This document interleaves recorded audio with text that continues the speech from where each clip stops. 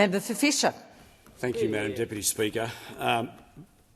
Like most of the members on this side of the House, we've come from small business. And I'll take that interjection like you, for sure.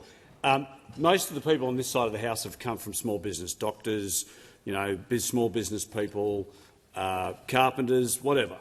But when I make my way around my electorate in Fisher and I talk to small businesses, because the Sunshine Coast is, according to Bernard Salt, the small business capital of the country. In my 33 years now on the Sunshine Coast, I have never seen so many Sunshine Coast businesses under pressure as they are right now. And whilst the Labor Party comes in here, cock a hoot, talks about how good things are, they have absolutely no understanding. If you want to know how times are tough, come to my electorate and talk to people in Main Street in Mooloolaba. Talk to people, see the shops that are closing down in the towns in my electorate. Why? Because small businesses are doing it incredibly tough. They're doing it incredibly tough for many reasons, but I'll just pick two for the time being, and that is energy, the cost of energy, and the cost of borrowing money too. I'll pick another one. The cost of energy, and also I forgot what I was going to say, Deputy Speaker, but I'll come back to it in a minute. I'm not sure I can help you. No, that's okay. That's okay. But it really breaks my heart when I talk to small businesses, because having been in that world, I know just how hard it can be. That pit you get in your stomach on a Wednesday night, and you are trying to figure out, how am I going to pay my staff? Because most small business people, their staff is like their family. And I've been there where I have thought I can either not pay my staff or I can borrow more money against my house. And virtually every small business person in this country will borrow more money against their house, because for themselves, for their business, their staff is their family.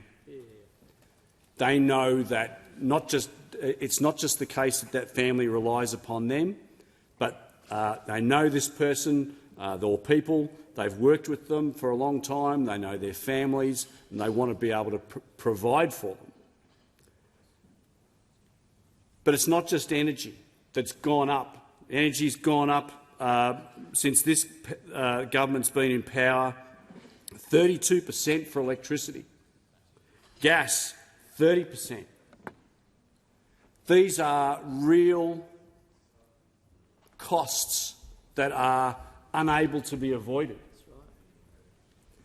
And then don't get me started on industrial relations. When I talk to small business people, I've never seen the degree of pain and angst. And that's why we are now experiencing more small businesses have failed over the last 3 years than in Australian recorded history. More small businesses, and I want to retract that, because it's not the small business that's failed. That's unfair of me to say that. It's the small businesses that have gone to the wall under this government. It's the small businesses that have been unable to keep their doors open. They've done everything they possibly can. They've borrowed against their credit cards. They've borrowed against their home. But they just can't make ends meet. And this government just either doesn't seem to care or doesn't know what it is like to run a small business in this country.